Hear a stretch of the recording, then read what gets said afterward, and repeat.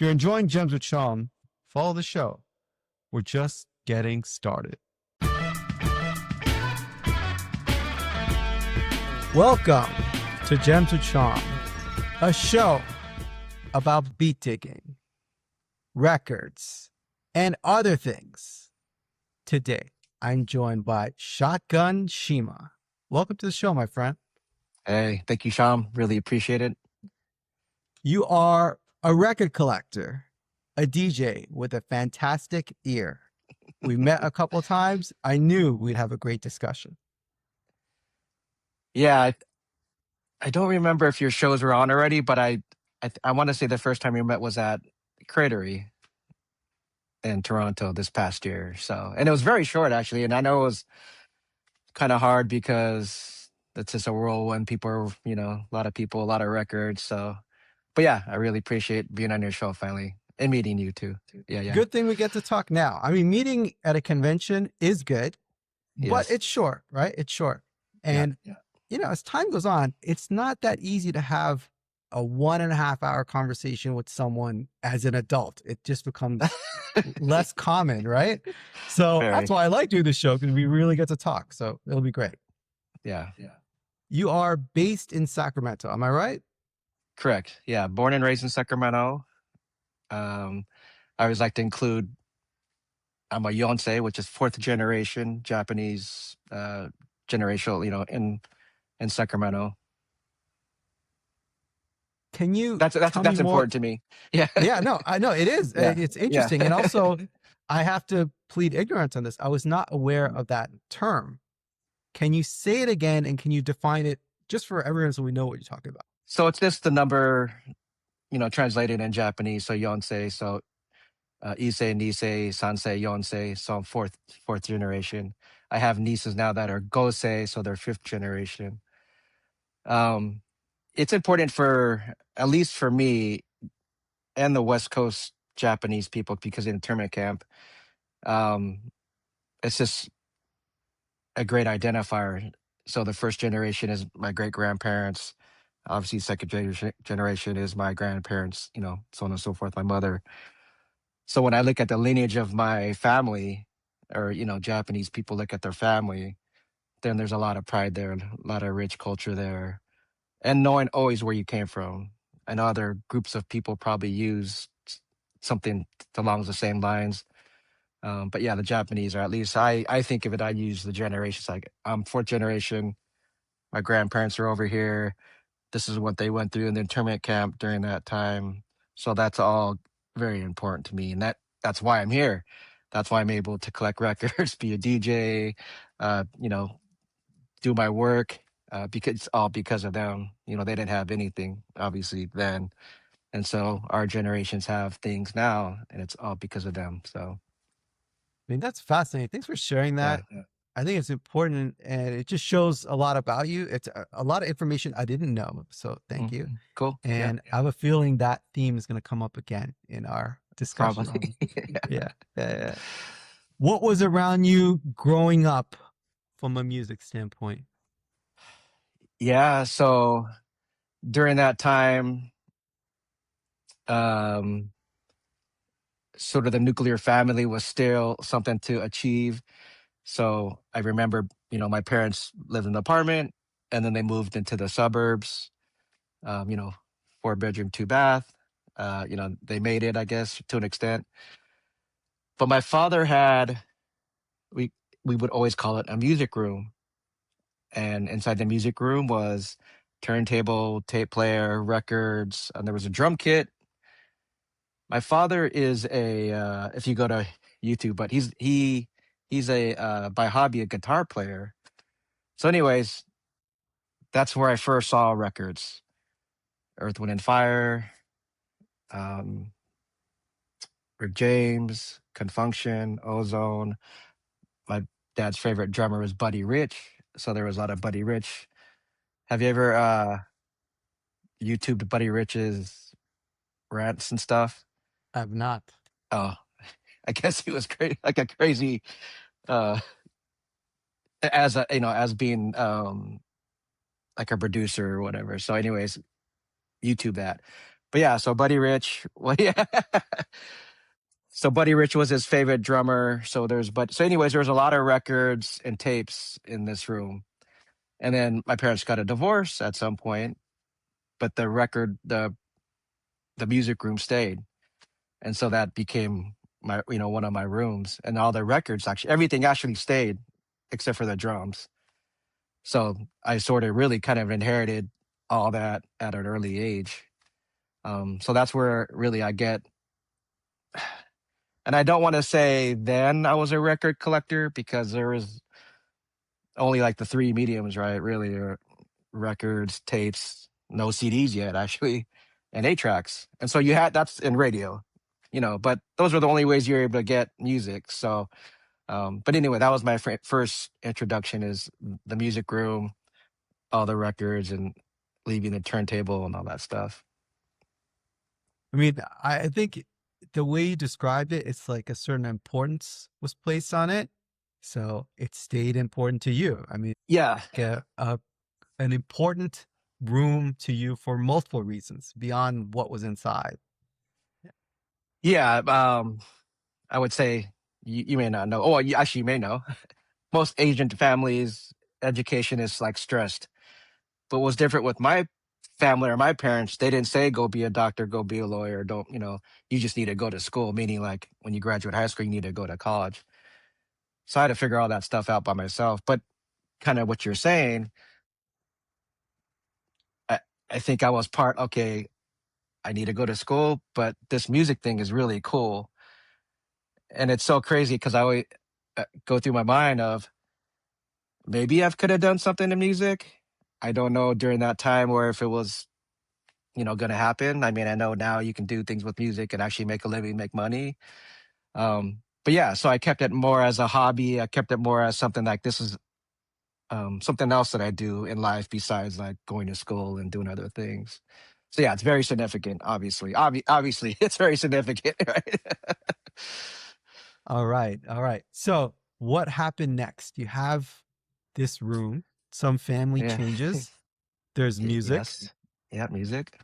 How did music become even more central to you? So again, anybody my age, your first probably hip hop record or song you listened to was Rapper's Delight. And I know it's hard for younger people to understand that, but coming from a standpoint of, you have to remember, like, there was no hip hop, maybe King Tim or something, but like, it wasn't like obviously like before. So when that style of music, I guess, now we come to know samples, the lyrics, it just blew my mind. I think the other thing too, when I look back at it, I guess I don't want to say I was like a loner, but it was a group of people and the music that let me in the culture, and I wasn't particularly like look like the people in the culture that were doing the music. Whether they're, if I'm looking at New York, Puerto Rican, Black, so I was like, whoa, this is cool, because even like certain Japanese people were like not treating me kindly, but hip hop did, and hip hop people into the hip hop culture did. So to me, it's very, very significant at the time, anyways. Yeah, it's still important to me. But yeah, but that's just something I think about during that time for sure. That is fascinating. You're kind of caught in between different worlds and you're finding your way, you're finding your tribe. Yeah, it's a good way to put it. I think I was, because we were Japanese people living on sort of blue collar side of the neighborhood, and then there was another set of Japanese people that more, I guess, white collar side, or more, they had more money. So I didn't hang around Japanese people in my shout out to Rosemont, in my neighborhood. So yeah, I wasn't I guess I wasn't smart, but I was sort of a grunt in a way. So like, I'm Japanese, I'm not like smart like them, and I'm a grunt, and I live over here, and I listen to hip hop and I listen to music. So it's like all this different things about that identity are going on during that time too. So yeah, I think that's a it's an important thing that you said that. It probably impacts a bit of your trajectory and your mental sure, state. for sure, 100. I would say 100%. Yeah, So you mentioned Rapper's Delight. What was that? yeah. Something 81, 83 time? 79. Okay. I was off. I was off. So 79. Yeah, yeah, yeah. Okay. My first record was Planet Rock, so that's 82. Well, when I say my first record, meaning like, I got like allowance or something and I was able to buy a record. So that was just the one record I realized like, oh, that's a record I bought like on my own was Planet Rock. We're talking classic foundational records. Yeah, for sure. Okay. And what happened at that point? You have this vinyl in your hands, which was now gone on to be a collector's item, and you bought it when it was new. Yeah. Tell me what happened next, because you're at a very early stage of hip I'm hop. 12. Yeah, I'm 12 years old. So I would say like 14 years old, people, at least in my neighborhood, people were started breakdancing and b-boying, popping. So I remember Beat Street, of course. I saw it at the theater. Saw Break It at the theater, which is I think a little year older. I saw Star Wars on Channel 6, which is our local channel. So I actually saw it on TV. So again, it just blew my mind. And even to this day, even if I guess we'll move ahead a little bit, but yeah, I don't listen to hip hop so much. But what really fascinates me is the subway graffiti. I just, we don't have subways in the Sacramento like that. Um, yeah, just the where they were doing the art, the culture. Um, they were doing it on trains, on a writing it on a small scale and a big. So all that just fascinates me even to this day. Yeah, it's just amazing. Okay. So you're a fan at this point. You're getting Yeah, into the culture, which is emerging in itself.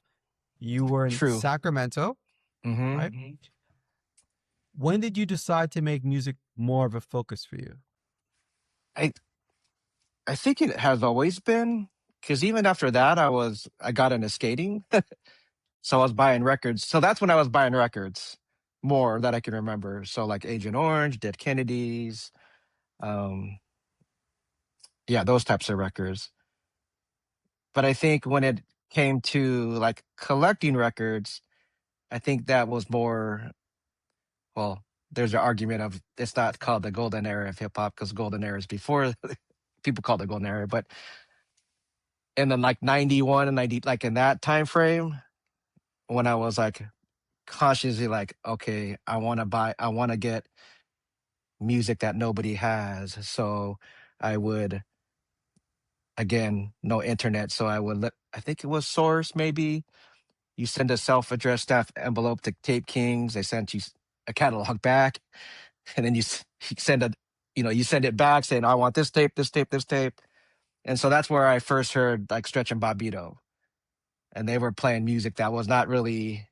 I mean, some of the rap songs were like at Tower Records, RP Tower Records, but of course, a lot weren't. So that's when I was like, oh man, like I can go outside of my area at least, you know, and looking at New York and getting those tapes because I wanted to always hear records that I didn't know about or they came out later, but they had it, the early. So, anyways, I became really conscious of.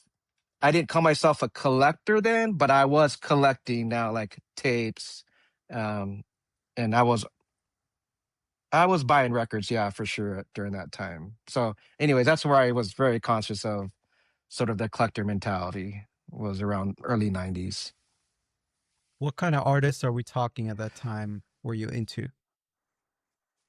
So, just some significant, at least in my life, I think it was '91 or '92. That's when I first heard Total Pack Artifacts off the Stretch and Bobbito because they were doing freestyles. So I'm like, oh, like who is that? So they were significant. The first company flow, Juvenile Techniques, was significant in my life during that time. I want to say J. Come Clean. I think it was on either a stretch tape or a mixtape before I sort of heard it out in the public. Um, let's see, what else? Milky, if you remember Milky, Hurricane G, Redman, Eric Sermon, I think, and then RIP Hurricane G. So like that was on one of the mixtapes. That was, at the time anyway, no one, unless you lived in New York, Jersey, or East Coast, or somehow had it here on the West Coast. I don't think nobody knew about that track. Now, of course, internet and YouTube, like it's all over. So obviously the information is there. So that's what I was into. No, it's Those are really the unique. yeah. It's a really unique way to, yeah, it's through these mixtapes that were sent over there. I think that's the case for a lot of people. Hearing your perspective on the West Coast is unique. At that time, there was West Coast hip hop, obviously, right? Yeah. Were you hmm into any of those groups? Yeah. So Souls of Mischief, of course, Casual.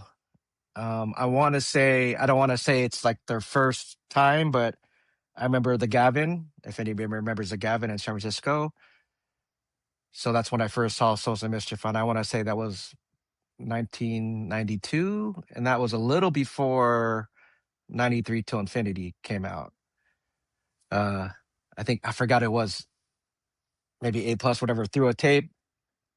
It was their demo tape, blue one. I think it wasn't 93. Anyways, it wasn't 93. Anyways, he threw it out to a friend. He was tall. So he just grabbed it. And then, at the time there was tape players in the car. So, Sacramento was a couple hours away from San Francisco. So we drove home, popped that tape, and we're like, oh, what Pretty is great. this? Yeah, what is this? And then, so Souls became a group that I liked a lot. Dell, of course, because there was Dell though I think Dell was before that a little bit too. So, yeah. Yeah. Happens to be my first concert in life. I was Yeah. so young. My elder brother had to take me. And yeah, amazing record, amazing album. Also, that whole Hieroglyphics crew, amazing. Dell kind of hmm being first.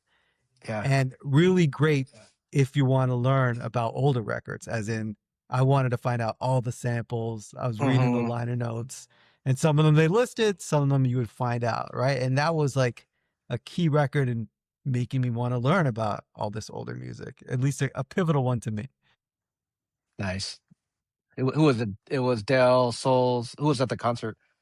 It was Casual Oh, and Casual. Souls of Mischief. And it was all ages. I mean, I was a kid, and Yeah.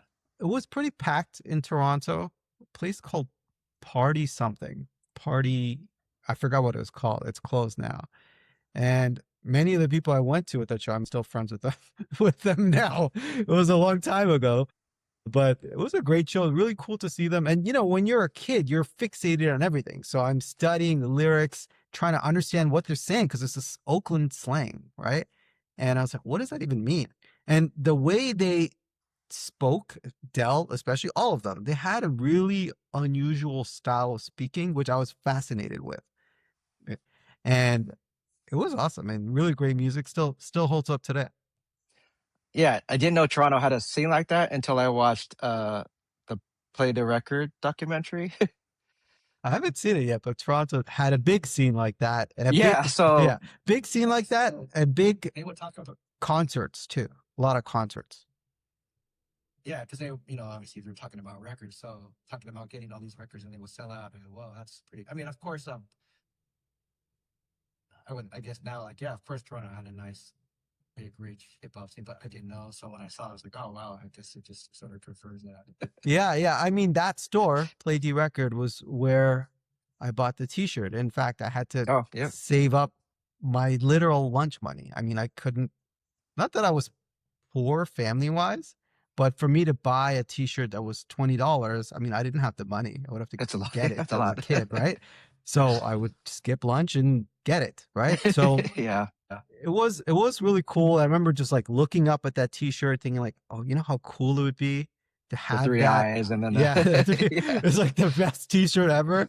And like I said, I was a kid, I didn't have a lot of money. So me and my friends would go to that store, Play the Record, Yeah. every Tuesday and sometimes multiple times a week. We take public transit downtown, be more than an hour, and just like listen to the new shit and ask them to put on like, hey, what else came out, or can I hear the B-side? And that's how you learn about stuff. And there were really great radio shows, especially college radio, that played all the newest shit every Saturday. So it's pretty cool. Yeah, we had so RIP Tower Records. So we had Tower Records. So that was like my babysitter as well. So, well, not my babysitter. Well, it was my babysitter, but when I got older, because they always closed at 12 midnight. And so, like, if I didn't go out or whatever, I was like, oh, I'm just going to go to because they had Tower Records, Tower Books. So, yeah, it was a sort of where I can get all my information about just whatever. Yeah. You just kind of loiter around and Yeah. And admire all the stuff. yeah. A lot of times they'd be loitering, but yeah, a lot of times they're like, so like I was saying, like they would have like Stress magazine, stuff like that, like, stuff that was coming from the East Coast. So it'd be graffiti magazines, it'd be music magazines, like a Wax Poetics, like the old school Wax Poetics. That's where I, got my first editions at Tower Records when they were still around. Yeah, and then you speak of college radio, like we had KDVS. So that's where, a lot of the soul sides went to school. Um, yeah, so like even locally, we even had like the soul sides crew, You're which referring is, to which Oliver Wayne. I'm referring to Gift of Gab, Black Alicious. Yeah. Wait, let me see if I got this right. There was a guy, Mhm. I mean a great guy, who was on the show, Odub Oliver, Yeah. right? Hotel. Right, writer and DJ, and he explained why he's called Soul Size. Well, what does that have to do with this crew? I'm not quite clear. I don't think there is I mean, other than like the way they know each other, I don't think there's the and I did Seems watch like the a show too, but coincidence, man. Seems like quite a coincidence. it might be Jeff Chang, because Jeff Chang was part of Soul Side's crew, and then I want to say Oliver and Jeff are probably connected pretty tightly, so maybe there's the connection there.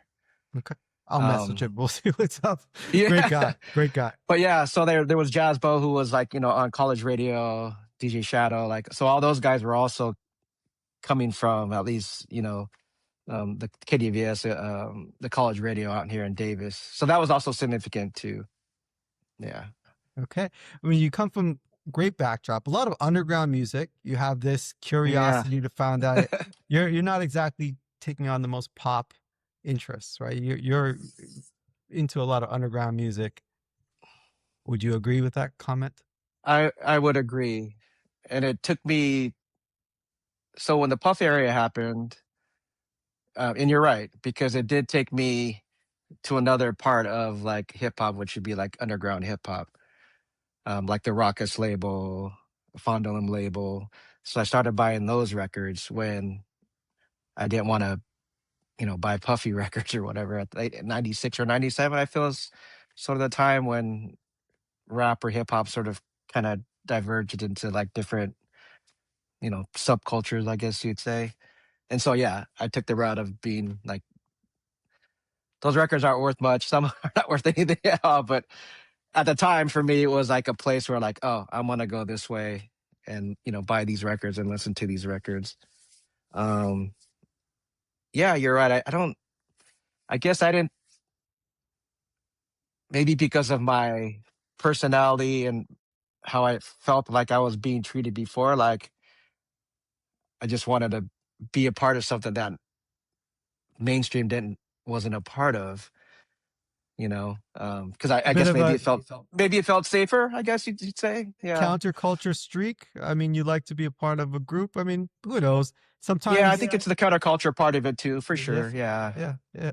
And I guess these are factors, maybe if you look back, but sometimes taste is like someone likes chocolate, someone likes vanilla. I mean, doesn't always have to be explained. Yeah, yeah. When did you start DJing in public?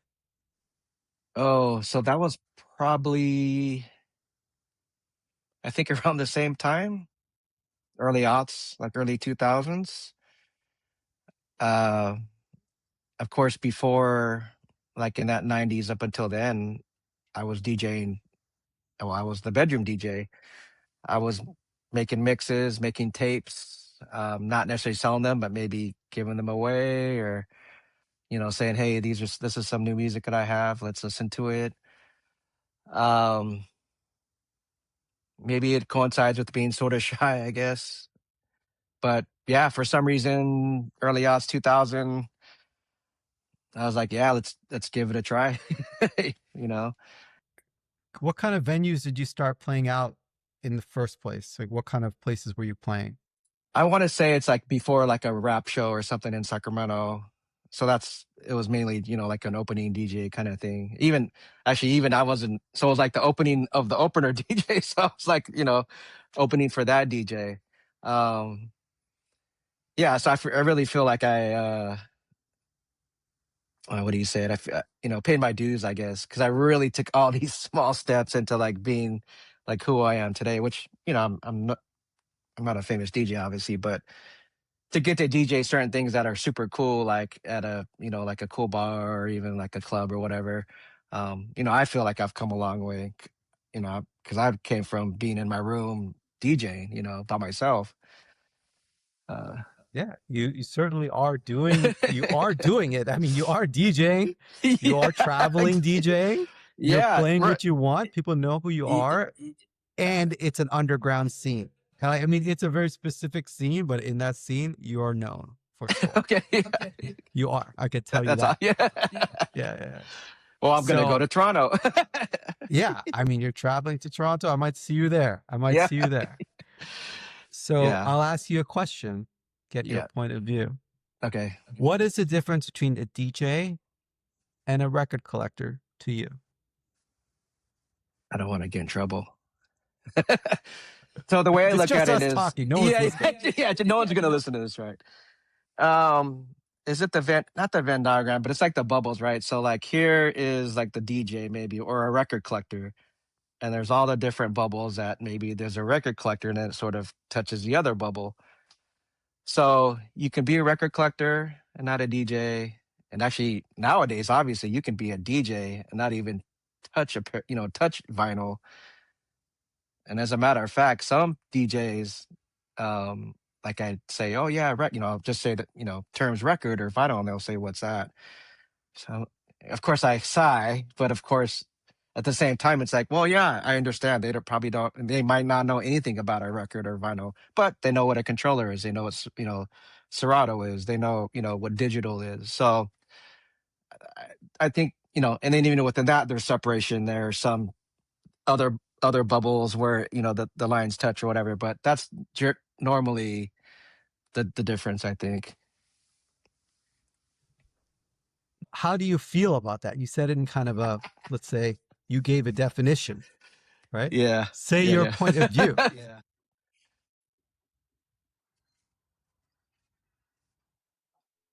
So I look at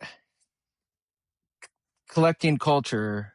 Well, so when I think about somebody that collects comic books, somebody that collects watches, art,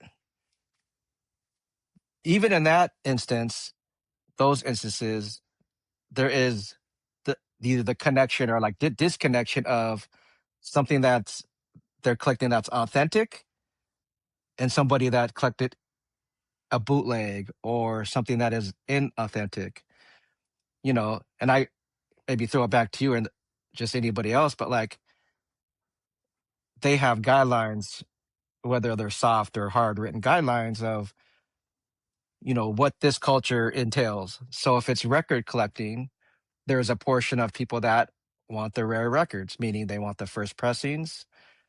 Um, they're willing to spend money on it. And then there's people that, you know, say it's about the music and they don't care about if it's a rare record. They don't mind buying the repress. Um, so then it gets really into the weeds of kind of what I was saying is like, at least in those collecting cultures, they have those mores and guidelines. And this is something I'm still figuring out, but in our culture, or record collecting culture slash DJing culture, there aren't any guidelines like that. So I think it's a good definition. And I mean, I'm not debating the definition. I don't think there's much to debate there. I think it's a matter of where people fall along on it and how much do they care. I mean, I collect records. There are many rules of hardcore record collecting that I know they exist. I don't follow them, right? Like I have records with the corners cut off. I have records with like you're right. radio Yeah. stations that, I mean, I got them from the radio stations. Shocking. And I mean, many rules. There's tons of rules, like not OG pressings. I have like many, because I grew up in Canada, I have many Canadian pressings, and I'm happy with that, right? Like I don't have the Yeah. whatever American or original, wherever it's from. It's not that I don't know those rules or that I don't even like, sure, I would like the best one, but I'll live with what I have and just kind of keep building. I've even bought Yeah. stuff, especially when I was younger, when there was a record and I, obviously had limited funds. I would buy something that's in not perfect condition, just hoping that the song that I want is still good. And I'll live with that gamble because records were just harder to get. You don't know the next time you're going to see it. So there's all kinds of rules that, I don't know. I don't follow, but I don't think anyone really cares. Like there's no police here. Yeah. And trust me, even for myself, I have reissue records. But I think for me, it's like the authenticity, having the patience. I mean, to a certain extent, like saving your money to buy these original records for me personally, right? So I feel that's with all that entailing to buy that record, there's some level of respect, at least for me, I think right? that's fair. You're taking a Yeah. collector's mindset, right? I mean, And like I that's a said, good if you thing. look, Yeah. yeah, I mean, if you look at other collector mindsets of different things, they have that sort of mentality. Like, they don't mind waiting for a record to save whatever X amount of months or weeks or year for that record they want, that piece of art they want, that watch they want, that 9.9, card or comic book they want, right? Um, so I feel it's the same way. And I feel, I guess I amongst the collecting culture, there's a level of respect. Now, I don't give myself that respect at all. I don't say I'm anything. I let other people say like what I am within the culture. Now, whether they say, "Oh, he's got some, you know, reissue, so like he's not a real 100% rec," and that's fine. Um, but that's part of the collecting is leveling up if you want to. At least that's how I see it through my eyes as being a collector. Then of course all the tenants that come with it. But anyway, that's how I think about it. No, I think it's really well said. The part that I love is the way that you're looking at it as this is the most important thing that should be treated as such. You research it, you care about it, you have, you know, certain pressings you like. And I love that. It doesn't mean it's for everyone, but I think it's a great thing that you're doing because I look at it as high art. Doesn't mean I have it all, but I Yeah, love it that way. and like I said, I do have a few represses, but I try not to buy the represses actually that I want, or like the original record that I want, but either I can't find or I can't afford it, and I don't buy the repress. And the reason why I don't buy that repress is because kind of what we're talking about is that Also, one respect day piece. you may find that grail and you'll be like, well, good thing I didn't spend that extra $30. There you go. Yeah. Yeah. And I So can always listen to it digitally. Like if it's something I want to listen to, obviously these days, it's not like so then maybe there is a benefit to having, companies or labels that put out repress records because they're allowed to be put on Spotify and Apple Music, and which allows me to, listen to it in my car just on a whim. But yeah, it's just not in my crate yet. oh, I get it, man. You're a collector and I think that's good. I think it's important for the culture. It's a certain, like a certain type of appreciation. Some people A- have it, some people don't, and kind of anything goes in this world. And to me, it goes, at least with me, it goes back to my family, like my dad, at least, right? Because he's is like an authentic person. He's of, and again, I'm not saying represses are not quality, but he's quality over quantity. Like, so that's his right personality. So I think I got a lot of that from him, as far as like collecting and, sort of adhering to at least guidelines that I think that are, in the collecting culture. I think a lot comes from him. Now, it's not for him. It wasn't about record collecting, but just the attitude, I guess. I think that's good. It's high Yeah, level appreciation. That's something to respect. yeah. Yeah. Yeah. I'll bring up a term and you give Okay, me your point of view, sure. and I'll even define it as per the Okay. internet. Okay. Yeah, yeah. Japanophilia is an outside interest in Japanese culture, people, and history. In Japanese, the term Japanophile is shinichi. I should edit that part out. That was a terrible pronunciation. Okay. Now, in this world, let's just say at this time in 2026, there's a massive interest in Japanese culture.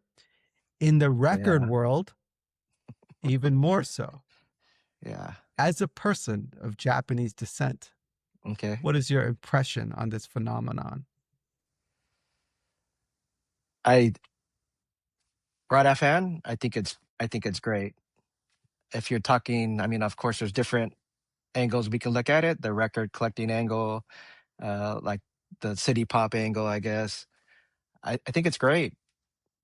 Um, Now I just have to go back to my youth, back when you said the word sushi, raw fish was what comes to mind, and then the first thing the second thing or the second reaction is like, ooh, that's gross, right? And this is like in the 70s, 80s, maybe 90s.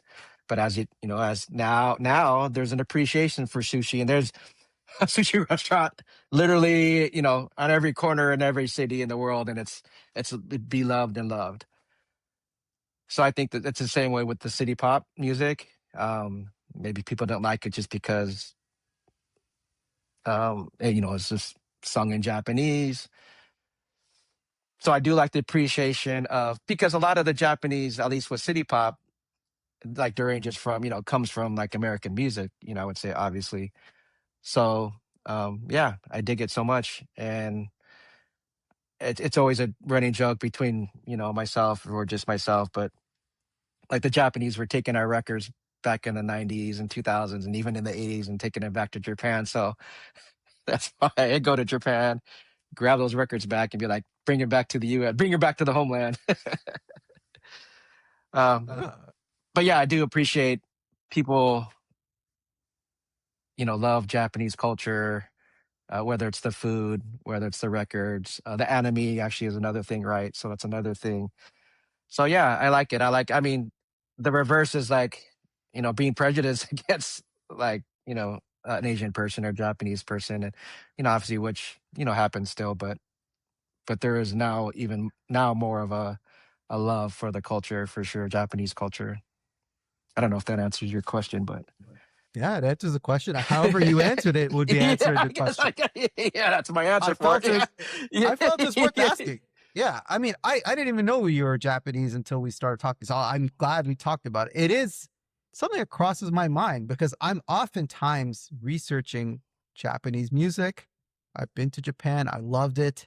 It was a very distinct culture, and everything was highly appreciated. And there were rituals, and it Yeah. was fascinating, and it was amazing. And many people think that way who have nothing to do with Japan. I mean, just like me, Yeah. Americans are fascinated with Japan.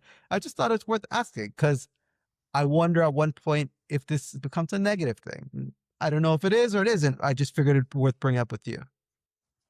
Of course, it could be like clickbait stuff or whatever, but now I see like articles or like front page articles of what's that I think it's Lawson's or 7-Eleven. There's, and I don't know if it's even real or, but there's the Mount Fuji, and then there's too many people like standing in front of the 7-Eleven because they're having a picture of the 7-Eleven, and so I guess there's some disrespect there. The culture is way different than, like, let's say, American culture. We're very pushy, I would say, as opposed to Japanese culture, generally not pushy at all. Very kind, at least, out in the public, very clean in most places. And, like, America can be very dirty or certain places. So I'm sure there are people that are going there. I guess they call it ethnocentrism, right? So they're taking, like, sort of what they don't care, they're American or whatever, and then they go over there and sort of practice the same ways, and not learning, like, oh, you should, be sort of quiet on the subway, or not eating while you're walking. I mean, I guess certain things that have been, said to me, like, in terms of what Japanese culture, sort of their norms and mores, and how they deal with, like, people in public, or like food and, food consumption in public. Um, So yeah, I just hope people would have a more appreciate. I mean, because they say they love it, or they, well, practice practice, the culture. Let's say, at least before you go, or obviously as an adult, you can see not people talk on the subway, so you're not going to start yelling on the subway, because that you kind of figure that's what people shouldn't be doing. Um, so yeah, I just hope that,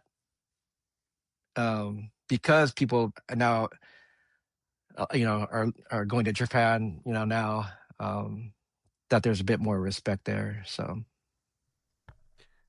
Have you been digging in Japan? And if you have, how was it for you? So I want to say haven't been everywhere, uh, but I want to say, to the other places that I have been, Japan has, I don't the best. They have the records that I want, You which a could say lot the of them. best, man. Who cares? I mean, you could say the best. I mean, what does it matter? I mean, because there's a lot of good records in Brazil, and, like, places. I mean, best. I I mean, haven't been like to I said, Brazil, but other some places. people like chocolate, some people like vanilla. I mean, best is So I'll, best. I I'll mean, put what it does this that way: mean? I'm a snob, pretty much, right? Like, so when I look at their record wall, it's like every record that's like on a top 20 list of, like, these are the rare records you should have, like, in terms of record collectors, or like, they have the records, like, and they're always, almost always sitting there. I don't know how they do it. Like I said, were taking our records back in the 90s or the 2000s, like, that's why. What's that record? Oh, Stark Reality. The last two times I went, that record was there. Like, anywhere else I go, like, that record is not sitting on the even inside the shelf, or, like, on the wall. So to me, that's like a good example of, like, how good the record, uh and I hate the word creation, but curation, but just, how good, like, they have all those records that you want. So in my um last two experiences, yeah, it's just been amazing. Let's talk more about those visits, right? So you Okay. went, right? Yeah. You're back Yeah. in Japan where your Hmm. lineage is from. I mean, you're American, Hmm. multiple generations, and you're going to Japan as a Japanese American. Yeah. And you're seeing all these records you like, and it is curated. I mean, if we like the word or not, Yeah. it's curated where they know the hot shit. They have the grails on the wall, Yeah. all They the know what's ones up. that are They right. Yeah. They know and that kind of going back to what you're saying about, acknowledgement, the respect. Like, they know what these records are. They know the value of these records. Yeah, the whole thing. Yep, correct. Yeah. Fantastic design culture, right? They have like well lit Oh, stores, they have beautiful kisas, they have all can I this can I cool shit. can I stop you just for, so because it's so densely populated, at least Tokyo, right? They have to make things work. And so I've been fascinated with watching these YouTubes, like architectural YouTubes, I guess, of really nice homes, apartments, but because the space is so limited, that they design them really, really, really cool, just because of this, they don't have space. Like, let's say, like, out here in Sacramento, there's a lot of space. Like we have like sort of like, you know, big homes. Like New York is small too, but Japanese like really small, like in you know, in those dense cities. Anyway, so yeah, I just find all that still it's fascinating. So when you're there, you're Yeah, digging and you find something that's you're excited about, right? And you're back the in dopamine Japan. hits. Yeah. Yeah. Yeah. How did that feel to you when you're digging, you're finding, something you're looking for, you get that kind of jolt of excitement? How did it feel to be there? So it's funny because it's like I guess I'm saying I'm home, but not because I like the Japanese cultures, but because of the records. Like when I see those records and they're like, the feeling I get is like, this never happens. Oh, maybe in Toronto, I guess, maybe at Cratery or Live Convention Cratery, right? But um, yeah, it just for me, it just you don't see that at all.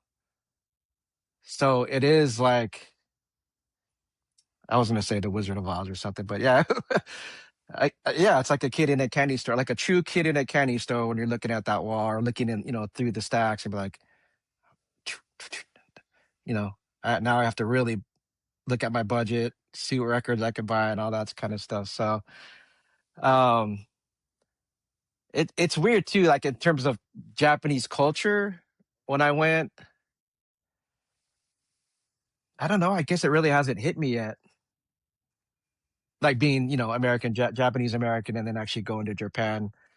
Um, Well, Maybe I because I'm mean, just sort of there's some disconnection, like in terms of like I my family's been in America for such a long time.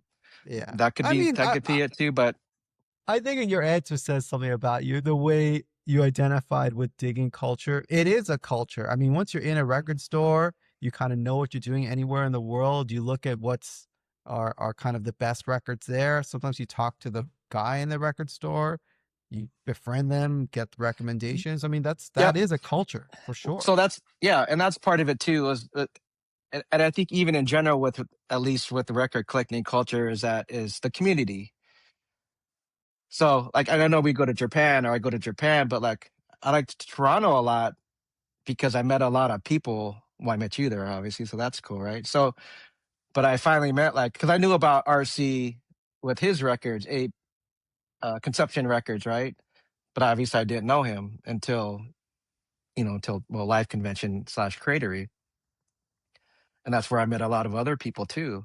And so with Japan, yeah, same thing. It's like meeting the people, you know, meeting the Japanese people that are record collectors. Um, so I even find that more. I guess it's not like dopamine. Maybe it's another, you know, how we feel about it. But that's to me, that's at my age just as important or more important than actually either. Maybe it's two separate things, so they're both important. But yeah, I find it to be really important to meet genuine or people in the culture that are genuine, that are nice, you know, that I could get along with, so on and so, and you know, vice versa, that get along with me, you know, hopefully they think I'm nice or you know a genuine person, So Yeah, it's a that's way to relate. I love it. Yeah, I love it. Yeah, Yeah, yeah, yeah. No, beat digging is a culture. I could tell you 100%. And through this show, there's a lot of people that do it. There are a lot of people that are fans of it. And when you meet someone who is into it, it's pretty easy to find common ground. You can get along really easily. yeah, Usually, if someone's, hardcore into this, there says certain things about them. They're into that next layer of detail.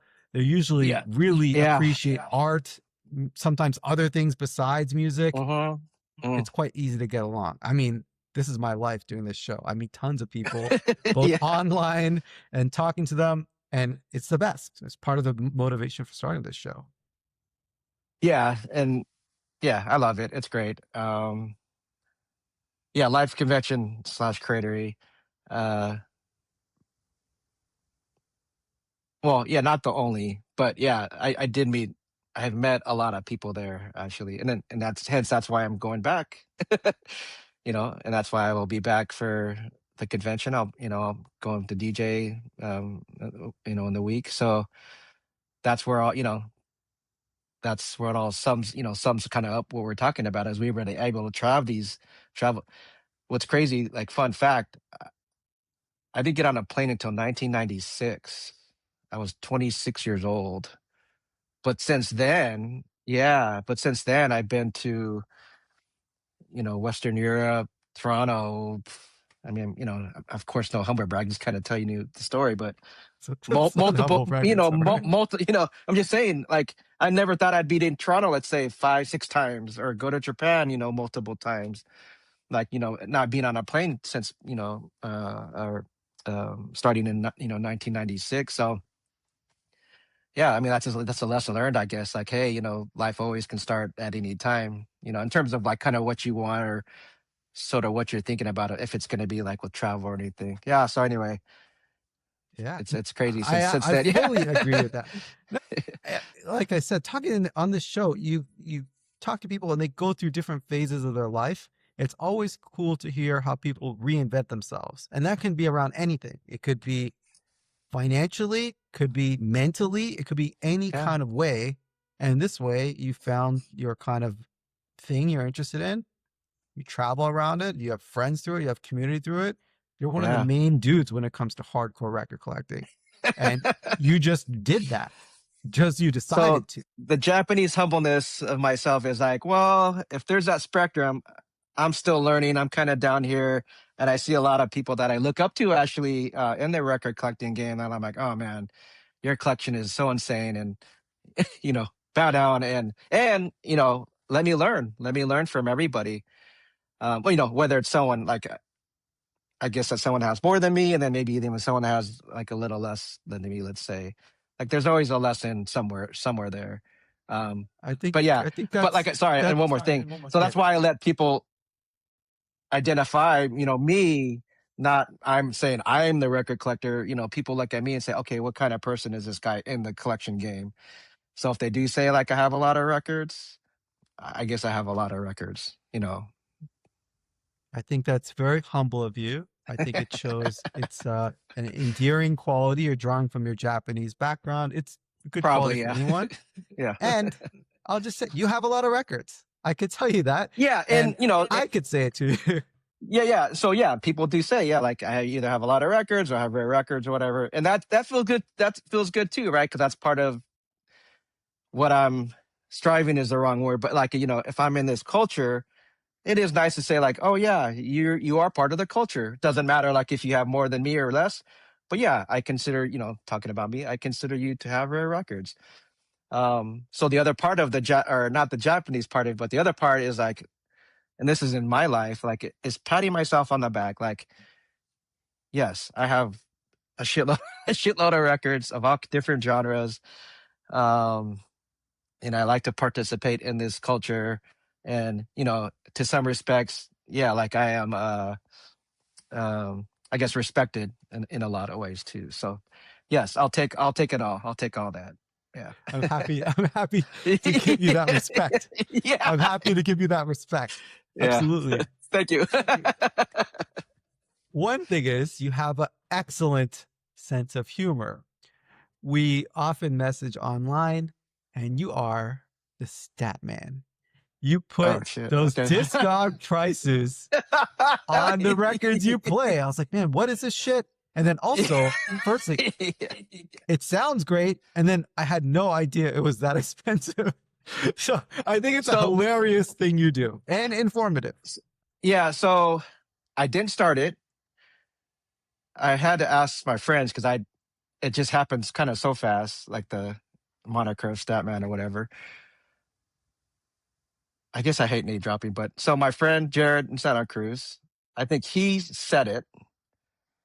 My friend Ed created like I guess you can see the character of this Statman with my face on it, and I just went with it.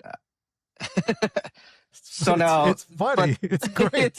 so yeah, it's liked and it's hated, I guess. So I guess maybe that's part of sort of being infamous or whatever. Like, you can either love it or hate it, and either way, people know about you. But anyway, You're right. I guess I do like to show people that, this is how much, at least on Discogs, because I don't use like PopPsych or the other ones. I don't put those stats up there, but I use Discog stats. It's kind of, I guess, because it's kind of the most popular. I put the stats up, yeah, because I want you to know, like, of course, I'm doing it because I like the music. I'm not going to buy records just generally because it's rare. I've done it before, so I admit I've done that before. But generally, yeah, I buy it because I like the music, right? But I think it is very informative to tell people, like, this is how much the record costs, or like this is how much the record was, or this is how much it is now. Um, I, yeah, I don't know what to say. I just kind of start to run with it, and it just became fun. And maybe it's normalized at this point. Like I said, it's loved and it's hated. I At least obviously the people that love it tell me, so I feel like more people think it's funny, and love it, and then yeah, like people that don't really care for it. I But like it a lot. yeah. So It's you, it's like kind of tongue in cheek humor with a it with a is. bit of information. I mean, oftentimes I was like, shit, I had no idea. You know? Yeah, and maybe that is my non humbleness of saying this is what I might have paid for that record. And so if I'm showing you enough of these records, like, you get the idea, like, I don't F around with this record collecting thing. Like it's a real thing for me.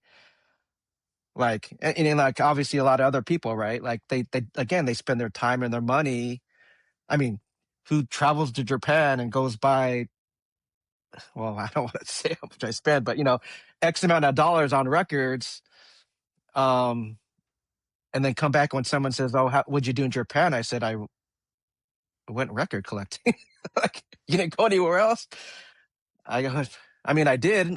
I was a tourist walking around, but I didn't go to a temple, or I went to a record store. I went to a record store. So, again, you could probably find that dumb, but going back to the culture thing, that's what people do.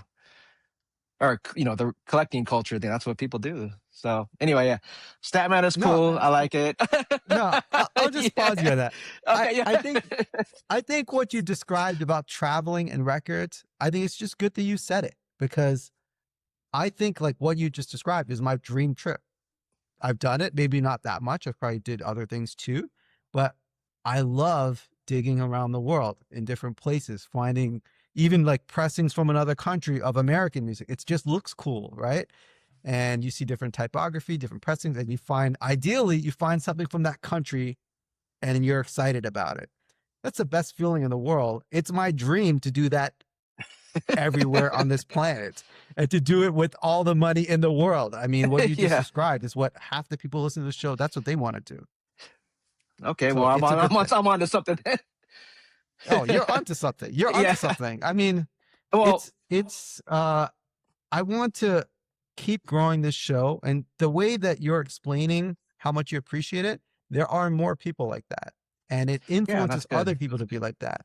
And if you look at the numbers online of how much people spend on records, vinyl sales have gone up 17 years in a row. It's over $1 billion industry. $1 billion. That's a lot of money, and it's growing. And you've met Scheme Richards, I know Scheme. Yeah. right? Great Yeah. guy. And Yep. he was on the show, Yep. right? He tours extensively in Asia, extensively. I mean, he goes there for weeks at a time. Yep. And the way he described how much people care and how excited they are, well, that's going to grow even more. He's like, Japan has been that way for some time. He's described a lot Yeah. of growth in Korea and in China. And this pattern is going to keep getting bigger. And that $1 billion per year industry will be 5 billion, and more people. And collecting is a huge, huge part of that. So I think it's bigger than you realize. That's what I'll tell you. Yeah. I mean, I do think it is like stocks, and it is an investment, of course, depending on what records you buy, but generally it's an investment. Yeah, I Oh, always feel dude, you like know how many stocks. Yeah, things that you must have bought, or even I have, that were essentially, to use the term, dollar records, $5, yeah, $1, yep. and I've seen them in stores for $100, and I was like, "That's $100." I was like maybe it is. I have no idea, but Yeah, there's yeah. No, you collect long enough, and that happens. yeah. So yeah, I myself get that reaction. Jazz is a good example. I was collecting jazz in the 1990s. I mean, I can't like maybe $20 for, well, let's just say even $1 record for Grover Washington CTI record or something. But now they're not $1 anymore, or a Stanley Cow record was $25, which when you go back to the collecting thing, at the 90s, I thought $50 for a record was like insane. And I even thought 25, buying three $25 records, like, oh my God, I spent like, $100 on three records. Like, you know, what am I doing? And now $100 record is, I'm not saying me, I'm just saying, but in general, it's just like, that's kind of normal for like rare records, like at least that's sort of a baseline, 50 to a $100 record now. Like I don't know if COVID did that. I don't know if just other things did that, other people that weren't collectors that are sellers feel like, hey, we can jack up a price, like they can jack up a price of a product, and maybe that's what started happening. And then people were buying it, so now that's the price now. But yeah, kind of going back to like I wasn't always buying expensive records. I was buying cheap records, like, and I didn't want to spend over $25. So, but like you said, you sort of mature, you get older, maybe the job changes, maybe your circumstances change. And now I'm at the point where, yes, that's, maybe it stops, but I can't afford, more money, for these records. So I'm going to roll with it because, yeah, it's just what I want to do. So, In terms of spending your money on things, there are a lot worse things you could be doing. and that's what, yeah, that's what people say. I don't smoke cigarettes. I don't even drink. Like I don't smoke weed, I mean, I don't do other things. So like, yeah, don't spend money on those things. Now I do have spent money. I ride BMX bikes. So kind of like look at my records. I have three of them. I have one like a custom one. I haven't bought, any lately, but that would be like my other thing that I guess you would say invest money in or spend money on is like bikes. But yeah, for me, it is pretty much records. Oh, and my 9060 New Balance shoes.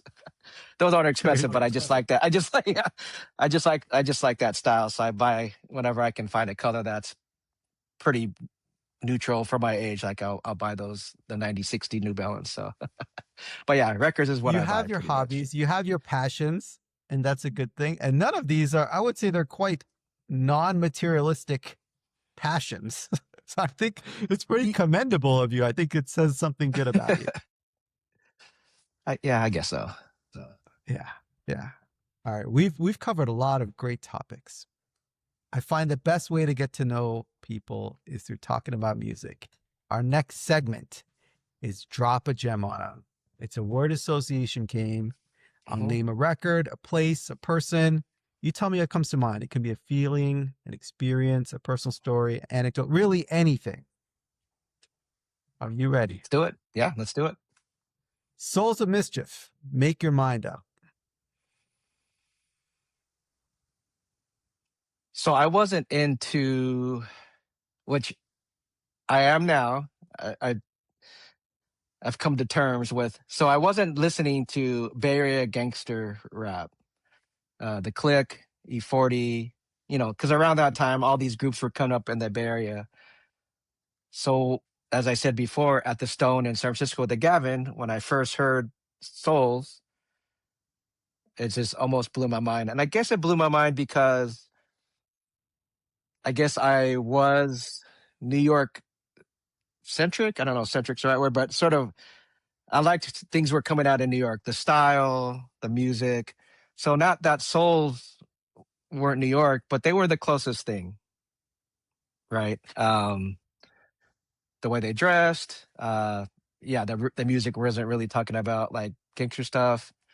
Um, so that's what really uh sort of gravitated towards the Haro the Hero Crew, Souls of Mischief, the track you're actually speaking of, Casual, yeah, even Go On and On, Saphir, like sort of those types of um, rappers of that ilk, I guess you would say. So yeah, Souls of Mischief, of course, in that time period of the 90s into the 2000s, let's say the 90s, like whenever because they obviously they were performing a lot in San Francisco in the Bay Area, me and a couple guys would always be at their shows. Um, so yeah, definitely the first Souls album is significant to me. Yeah, some other remixes are actually obviously significant. Dell remixes are significant. Like as you know, I know you like hip hop, and Souls was your first, the first group you went to go see, so know all about like the remixes and all that. So yeah, very formative years, and yeah, Souls is yeah one of the crews that yeah kind of is to my heart for sure. Yeah. Great group, great skills. And like you said, they're a crew that had a lot of 12 inches and remixes. So it's kind of endless with them. And they put a lot of work into those remixes. They're never throwaways. So like they sometimes rap like a new verse or re-rap the song or a totally different beat. Like they're really good Yeah, that way. and they would have the B sides too, which is sort of how the concept of New York was. Like they have the 12 inch, and then they had like a B side. So they kind of also I want to say ran with it, but they used the same concept, and it was great. Eye Examination is one, right, from Dell, right, Dell. So they're just totally different music, not on the album. Let's say so. Those are great.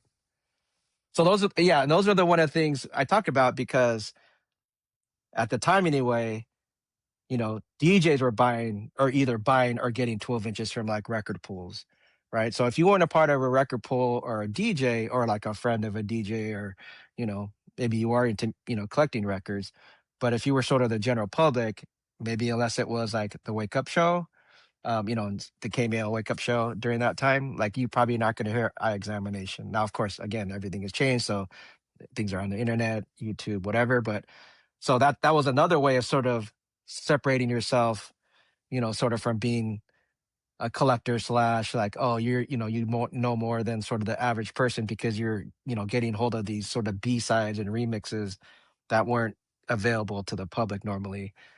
So that would kind of set you apart too, like at least, during that time. Yeah, totally agree. Next record, Swiss Jaguar, Morning Sunrise off the General Principle label. Yeah. I like if you're going to redo something, now again it's it to each its own as well, but at least how I sort of look at it is if you're going to redo something, then make it sort of your own at the same time, and that makes for like a unique record. Yeah, shout out name drop, but yeah, shout out Sam. I met Sam a couple years ago, so it's kind of what I'm talking about. I met Sam a couple years ago. Matter of fact, we stayed same Airbnb. Younger than me. I like it that there's younger people, obviously, like in the game. It's awesome. But yeah, super talented. Um, and of course, GP, like, if you're gonna talk about GP, ran by, RC and ran by Jake One, Jake. Um, Again, the same principle as far as I look at it. It's like, yeah, they might not be at least,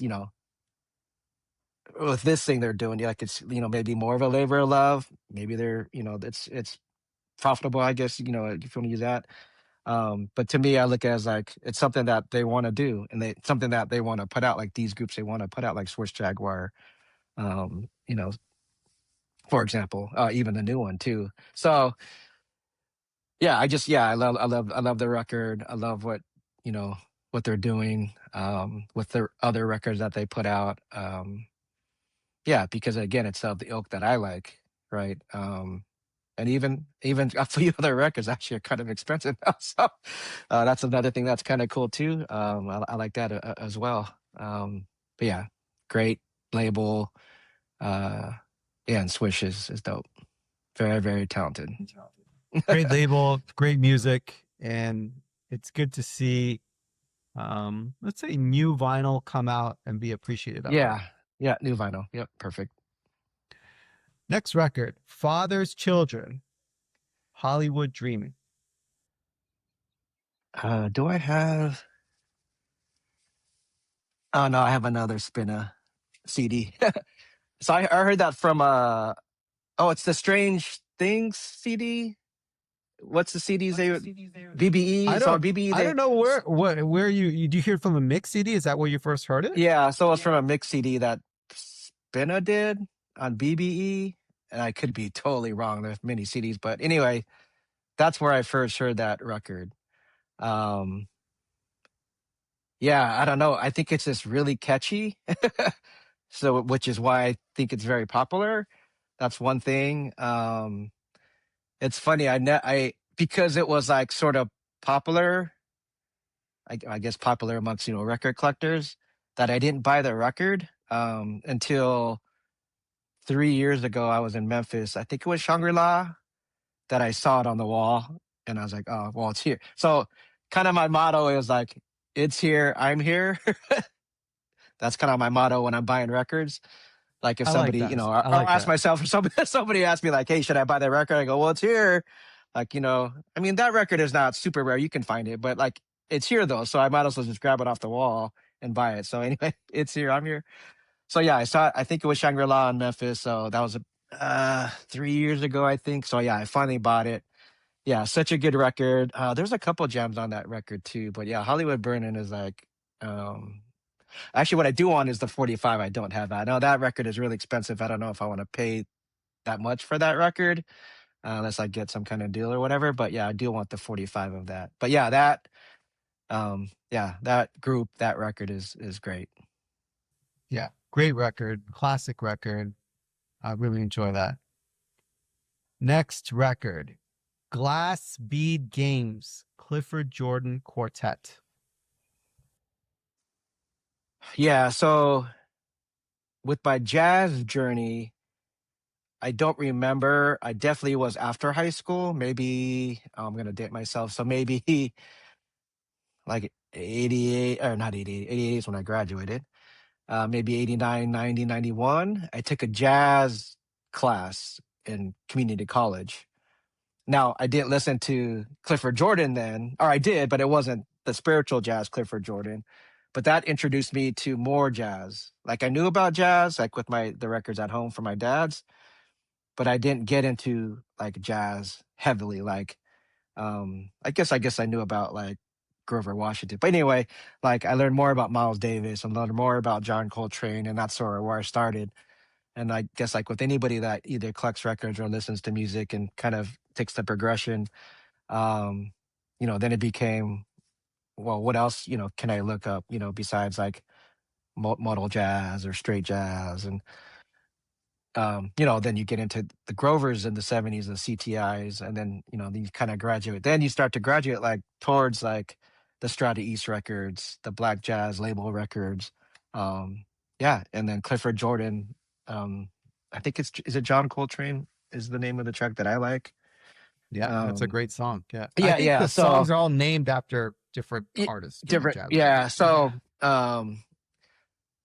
So that's when I started, and during, not during that time, but like in that 90s, I took a spiritual journey, literally, I guess, with jazz, looking at, yeah, having all the black jazz records, having some Strata East, some Tribe records. I don't have a lot of those records, but like Norman Connor's 70s records are amazing. Lonnie Liston Smith records are amazing. I know I'm on a tangent at this point, but yeah, so that record, because I consider it like a spiritual jazz record, has taken me along that journey of those types of records. Um, and I think kind of you probably are going to say it probably just fits my vibe. It fits my personality, like those types of records.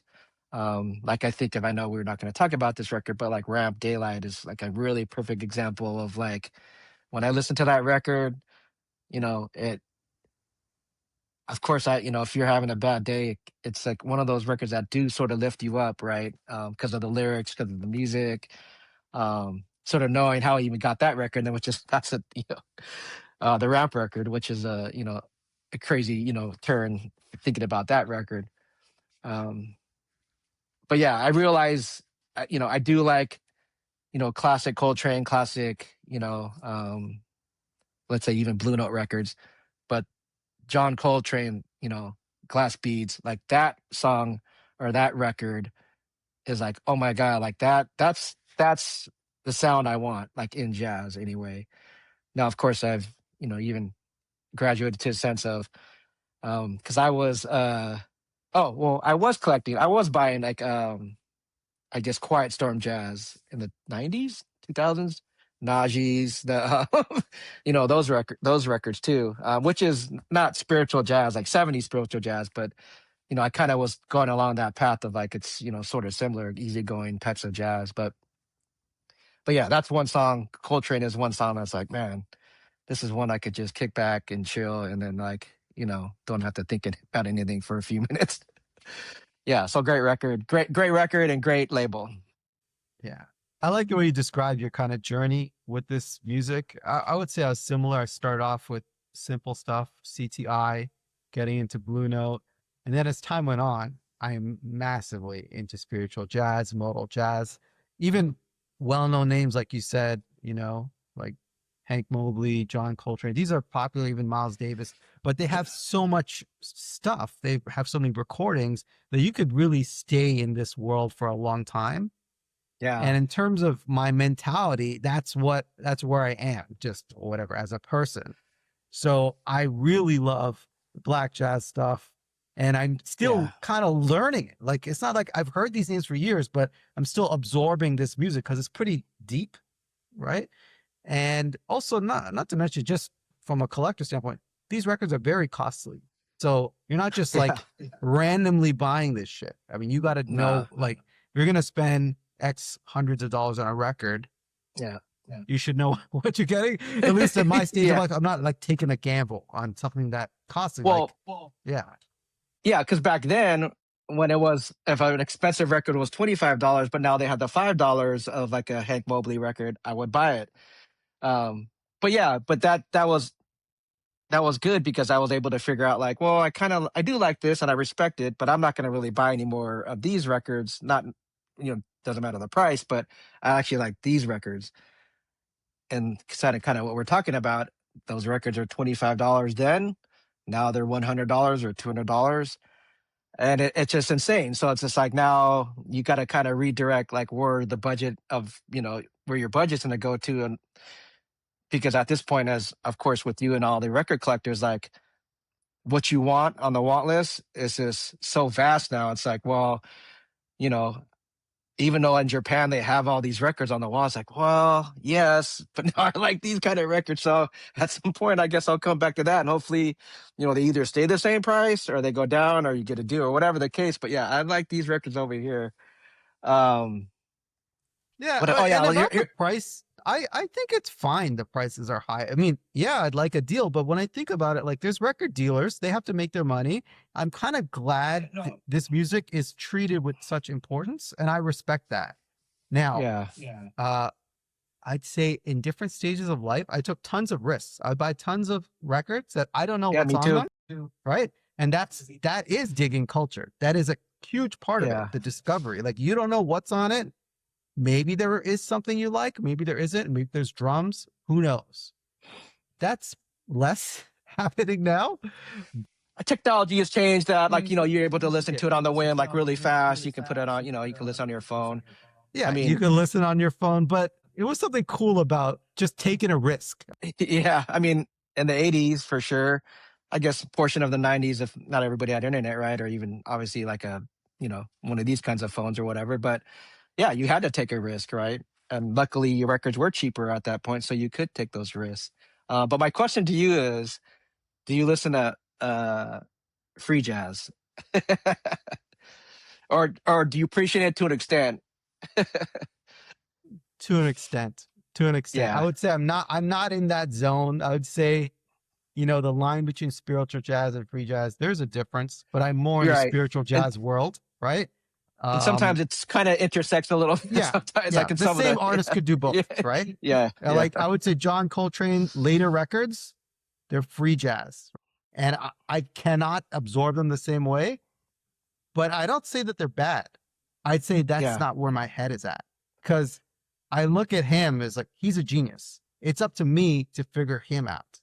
Yeah. And in Yeah. my life, I mean, as a kid, I've always known my entire life who John Coltrane was. But only as time went on did I understand that this is one of the greatest artists ever to live. And it massively influences me as like a mentality, right? But it's Yeah. very abstract music. Like this is not for everyone. It's very Yeah. True. sophisticated.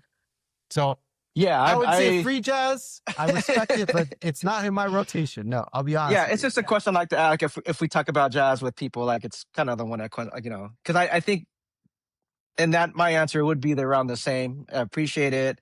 Maybe I can listen to it for a little bit. Yeah, but it's something I don't really collect. It's something that I don't throw on if I want to feel good or, relax or whatever. It's something I don't throw on. But I at one point in my life, I do want to ask like a free jazz purist or whatever, because I want to know what their mentality is when they're listening to that music, like why it makes them, feel a certain way it does. I don't know if it's, well, not chaotic, but you got two things going on at one time, maybe, or it's improvised. I guess a lot of free jazz is improvised. So, but yeah, anyways, I want to find that one person that says, you know what, free jazz is what I collect. Actually, and that's the only thing I collect.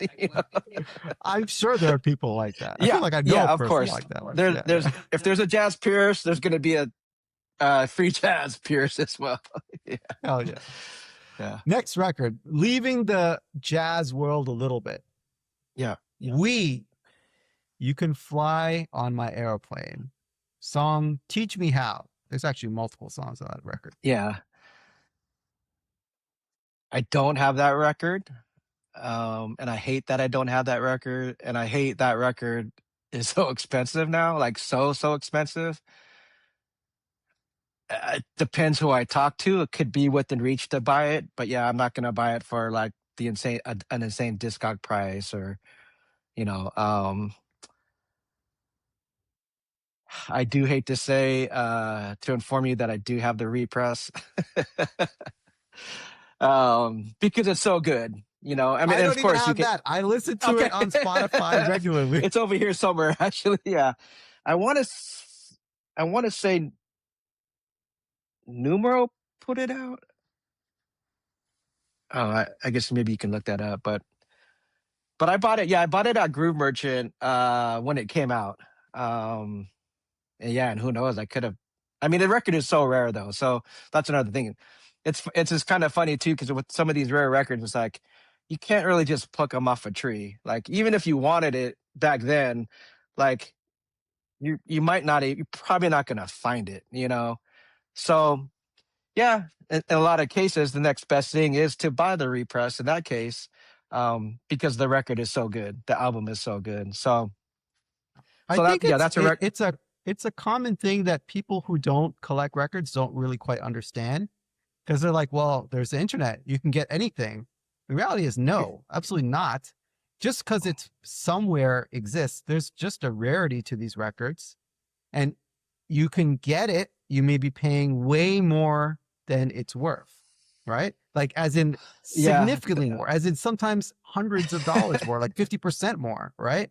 So it's not that like I don't think a lot of people quite understand that just because discogs exists, you cannot get whatever you want. that's very true. I mean, I have records, you have records. We know people that have records that haven't been sold since like 2018. I mean, that's not long in life. Well, maybe it is, but like that's just not long in general. But like, if you're thinking 8 years of a record you can't find, like nobody can find, that is an absolutely rare record, and rightfully so. People are not gonna sell that record generally because it's so good. Um, I do have a friend that I want to say, I could be wrong, but I thought a friend found it like uh, like at a swap meet, I think, for really cheap. So yes, you can get lucky in the wild. Doesn't happen nowadays because, I have a regular job, so I can't just be out at a at a swap meet or just be out digging like when like some people can. Maybe they have driving jobs, so they can go to, uh, thrift stores and, just sort of random record stores and, find all these records. And, that's great. But yeah, I mean, but yeah, I just think it's still a rare record. A rare record, a good record, hard to get. And the last thing I'll say about it is I have the repress. And I hate saying that. It's all good. It's all good. Yeah. It's all good. Next record, Fantasy by Aquarian Dream. So another person we were talking about, Norman Connors, or not, we weren't talking about it, but another musician that, you look at his lineage of music, basically went from jazz, I'm not sure 60s, but 70s for sure, like kind of going back to fantasy, you're a star, like that 70s, like 70s disco, I guess. But then he had, spiritual jazz records before that. So that then, of course, I bought those records. Actually, I bought those records first. The ones, yeah, let me see. Hold on.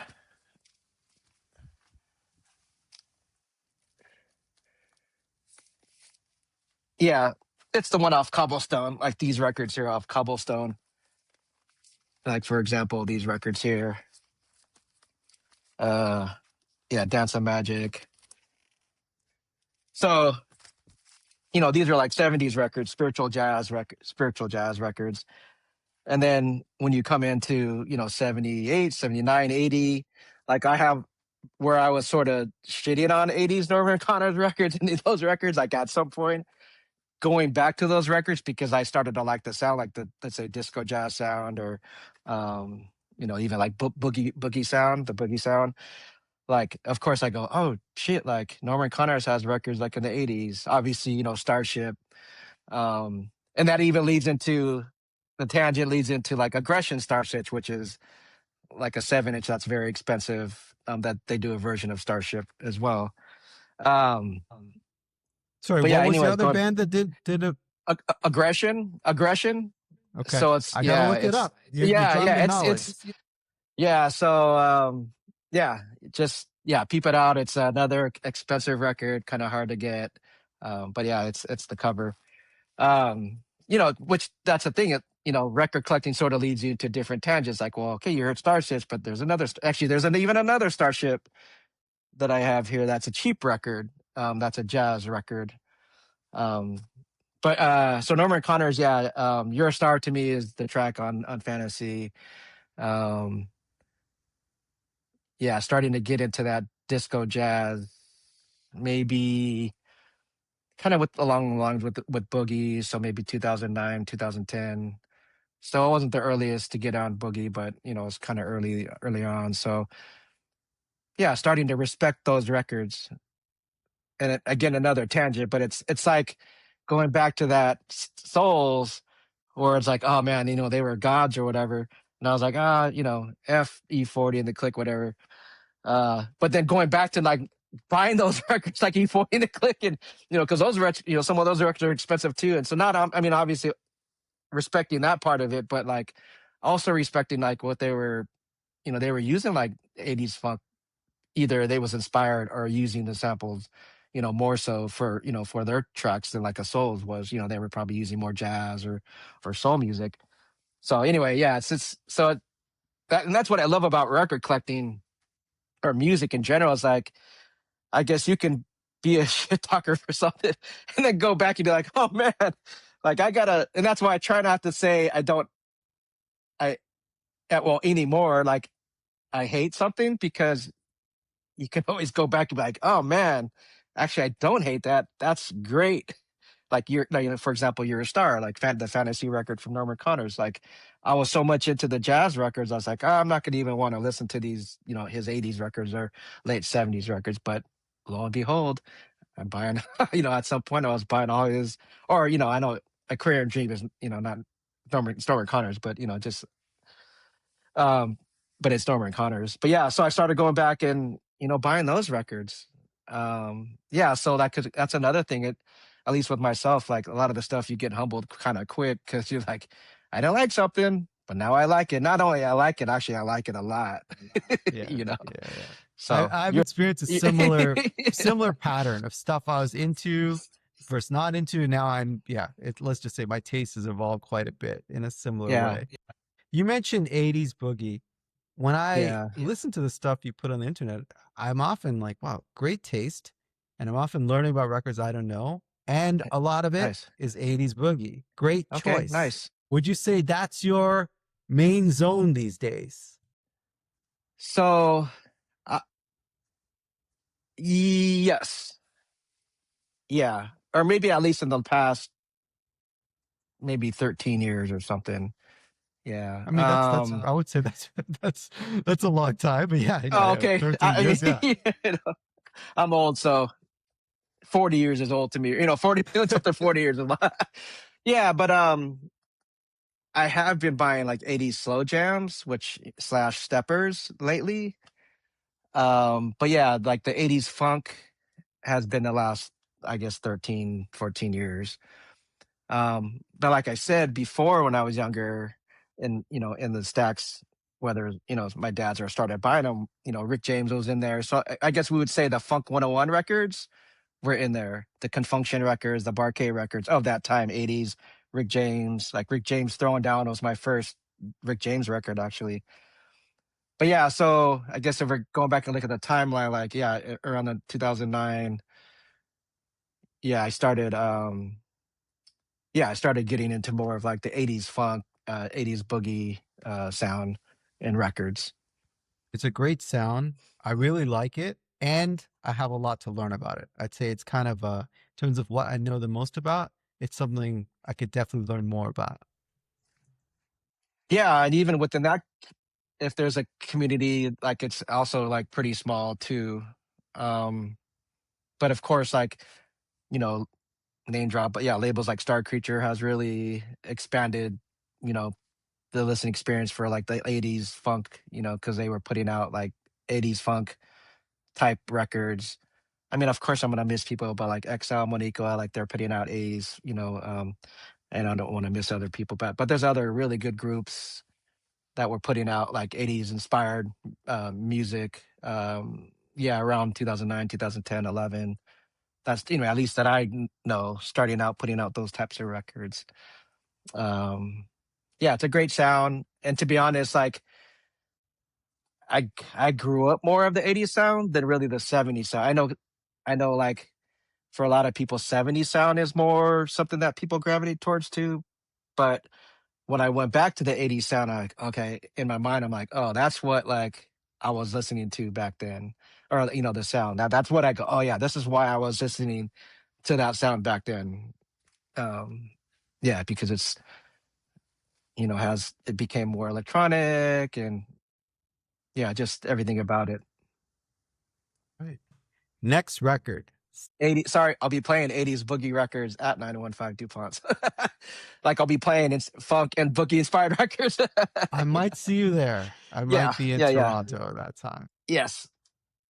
Next record, Stanley Cowell, Musa Ancestral Streams, song Travelin' Man. Yeah. So Strata East, one of those labels that I, started to gravitate towards too, just because of what we just talked about, the sound.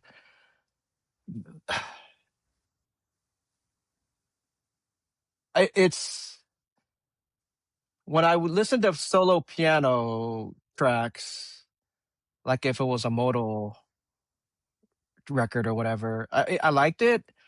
But when Stanley Cowell put that record together, it was just like, I mean, of course, I can't tell you the verbiage of, the music theory around it, but it just sounded so different.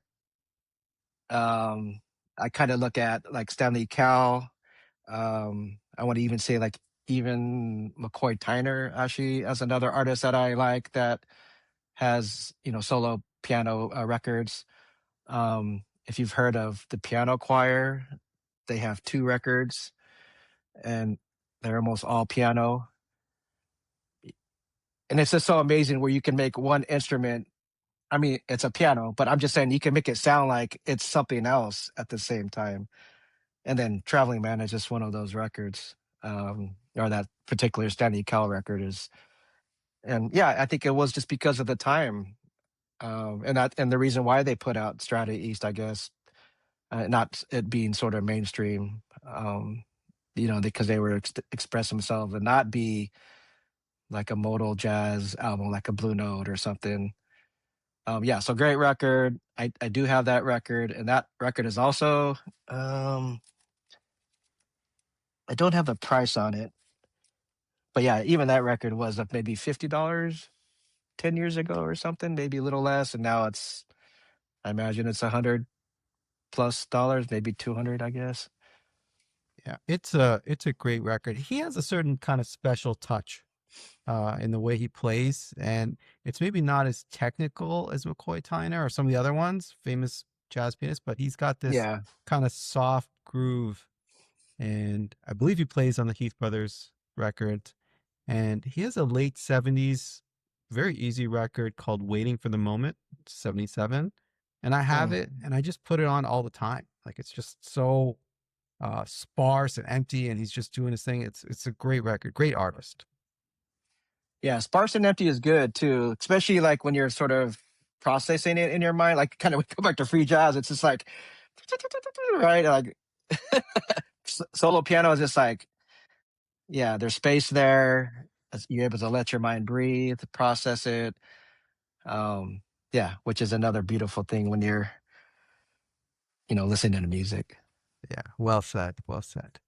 So you have all these great records. You're a deep Yeah, appreciator of music. Paint your ideal listening session. ideal listening session. So what's crazy? It's probably not a surprise, or it is. Like I'm in my DJ room, which is like a DJ setup. A lot of DJ, kind of going back to that Venn diagram, whatever, of DJs and a lot of the DJs slash record collectors have a listening area. I do not. I have a 2-story. If you go upstairs, there are no records upstairs. Absolutely zero. Only records in my record room or in my DJ room.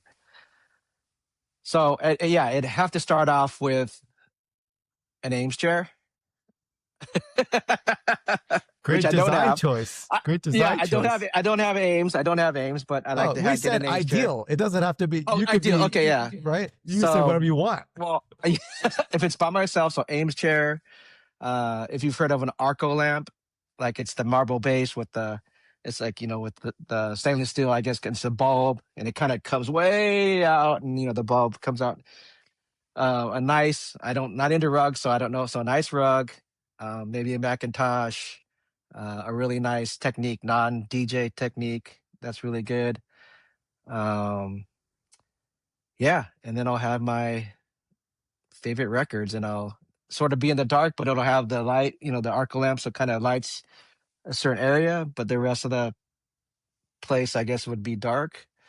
Um, and I'll be sitting in my Ames chair with let's see, what's my favorite beverage? I don't know, green tea or something. Uh, I guess it would have to. You might ask me what my favorite records are at the time or whatever. Uh,